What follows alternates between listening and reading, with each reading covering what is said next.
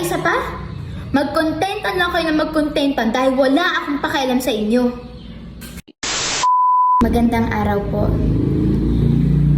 Marami po akong nakikitang mga comments na hindi maganda about sa akin. Na kesyo ginagamit ko lang daw po si Boy Tapang para sa pagsikat. At hindi daw po totoo lahat ng mga sinasabi ko. Ngayon po, ikukwento ko po lahat ng mga totoong nangyari. Nag-start po ito na mag-usap kami ni Boy Tapang kung hindi po ako nagkakamali noong November. Nag-chat po kami at maayos po siya makipag-usap. Nagkapalagayan po kami ng loob at gusto niya pa nga pong pumunta dito sa lugar namin, which is itong Nueva Ecija. Ngayon po, habang tumatagal, nag-uusap pa rin po kami at dumating po sa punto na nanligaw po sa akin si Boy Tapang. Kung susuriin po natin, sa mga nagko-comment po na hangad ko lang po ay magpasikat, sana po noon pa lang sinagot ko na po si Boy Tapang. Pero hindi po eh. Hindi po ako ganung klaseng babae na hangad lang ay sumikat at manggamit. Hindi po ako ganun, hindi po ako yung tipong babae na ganun. So bakit nga ba humantong sa ganitong sitwasyon? So, sasabihin ko na po sa inyong lahat. Lahat ng katotohanan. Unang-una po, pumunta po ako ng Cebu para sa promotion. May kumuha po sa akin doon na gadget store, isang sikat na gadget store sa Cebu para kuhanin ako. So, yung may-ari po ng gadget store na yon, naghahanap po ng mga vloggers sa Cebu. Kesyo, kaibigan ko nga po si Boy Tapang at wala naman po kami samaan ng loob. Chinat ko po siya. Ako na po mismo ang nag-chat sa kanya. Pero hindi po siya nag-respond. Ngayon po, habang tumatagal, habang nasa Cebu pa rin po ako, nagulat po ako nag-chat sa akin si Boy Tapang. At nag-aayang makipag-collab. So, pumunta po ako noon dahil wala naman pong issue. At nandun po si Cherry White noon. Andun po lahat ng team niya. Pumunta po kami doon, kasama ko po si Isaac, si Sabaw. Ngayon, nag-collab po kami at inaya po ako mag-collab ni Boy Tapang. Ayan na. Inaya po ako mag-collab ni Boy Tapang at gusto niya pong content. Siya po ang nag-isip ng gawin namin yung content na yon. Pero bago namin gawin yung content na yon, sinabi ko sa kanya na baka magalit si Cherry White. Pero anong sabi niya? Hindi daw po siya magagalit. Kaya umagri po ako. Ginawa ko po. Kasi po sinabi naman niya wala daw magagalit eh. So ginawa ko po. Nag-content na po kami noon. Naging maayos po yun. At actually po, nung nagkita po kami ni Cherry White, iba na po yung pakikitungo niya eh. I mean, para sa akin bilang babae, mararamdaman ko po yun. Mararamdaman mo yun. Iba na po yung pakikitungo niya sa akin, pero hindi ko po pinansin. Nag-picture pa nga po kami yan eh. So, kinabukasan po, nag-upload po si Sabaw ng behind the scene. Hindi pa po ako nag-upload nun ha. Nag-upload po siya. At ngayon, madaling araw, 2 a.m.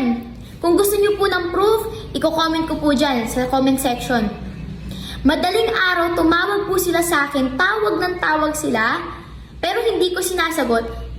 Tumawag sila sa akin, naalipungatan pa po ako nun. Sinagot ko, pero ano bungad sa akin?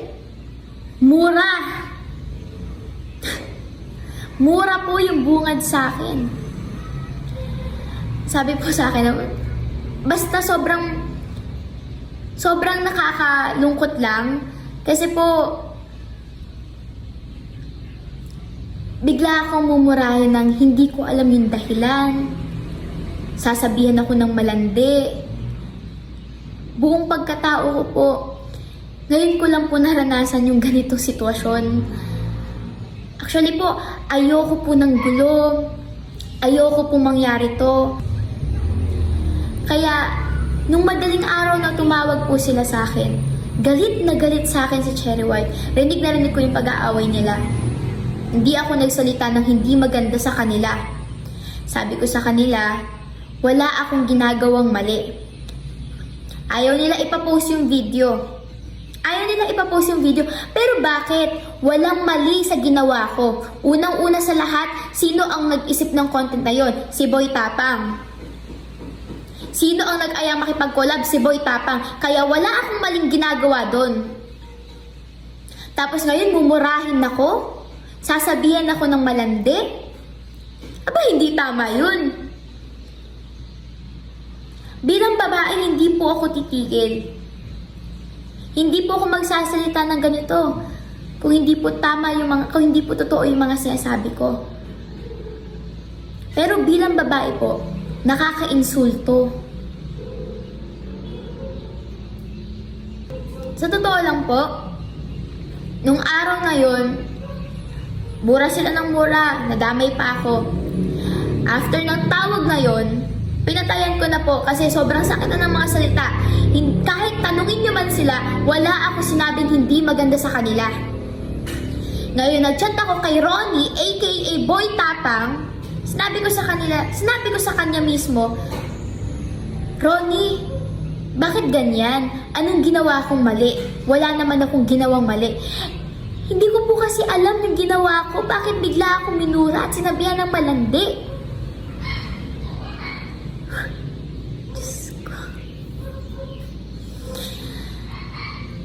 Alam mo,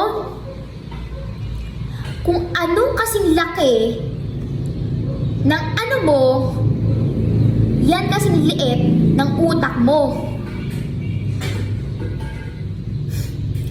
Diyos ko, maliit na bagay pinapalaki mo. Hindi ko naman nilandi. Wala akong ginawang mali. Kaya wala silang karapatan para murahin ako at sabihin ng hindi maganda dahil wala akong ginawang mali. Okay. Yung gabing yon, yung araw na yon, nag-chat sa akin si Ronnie. Umalis daw siya sa bahay ni Cherry White. Saan siya pumunta? Sa Makati. Nasa Cebu pa ako nun. Pumunta si Ronnie, aka Boy Tapang, sa Makati. Ngayon, kinabukasan yung flight ko nun. Tapos anong gusto niyang gawin? Babayaran niya yung ticket ko. Para pumunta sa Makati, para magkita kami. Para saan? Hindi ako pumayag. Tinanong ko siya, bakit mo i-refund yung ticket ko? Bakit mo babayaran yung ticket ko? Tumawag siya ng tumawag sa akin. Pero kung gusto niya ng proof, papakita ko sa comment section para hindi ako yung nagmumukhang masama dito. Kasi parang nakikita ko sa comment section, parang ako yung may mali. Parang ako yung nanlandi. Hindi po ako ganung babae. Hindi po ako manggagamit ng tao para sumikat. Hindi ko po isasakripisyo yung buhay ko para sa taong hindi ko naman mahal para sumikat. Kaya sa mga nagko-comment po dyan na hindi maganda sa akin, tigilan nyo na ako. Kasi until now, hindi pa rin sila tumitigil eh. Gusto nilang ipa-delete yung video? Guys, hindi ko i-delete yung video. Walang mali sa ginawa ko. Walang mali.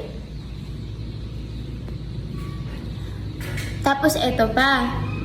Okay. Dahil nandito naman din naman tayo, pati na lang natin i-booking lahat, di ba? Nag-chat na naman siya sa akin madaling araw. Si Cherry White. Nag-chat siya sa akin. Ano sinabi niya? Respeto, girl. Bakit? Nirespeto mo ba ako bilang babae? Hindi. Hindi mo ako nirespeto bilang babae. Kaya bakit ka pa re-respetuhin? Kaya walang dahilan para i-delete yung video. Dahil wala ako masamang ginagawa. Kayo ang may masamang ginagawa. Kaya tigilan nyo na ako. Dahil hanggang ngayon, kulit pa rin kayo ng kulit sa akin. Ayaw nyong maglabas? Kasi bakit? Kasi wala kayong mailalabas. wala kayong mailalabas na katotohanan. Kaya please lang, Cherry White, Boy Tapang, tigilan nyo na ako. Huwag nyo na akong i-chat. Anyways, ayan. Sinabi ko na po sa inyo yung totoong nangyari at kung maniniwala po kayo sa akin at kung hindi kayo maniniwala sa akin, nasa sa inyo na po yan. Thank you na lang po.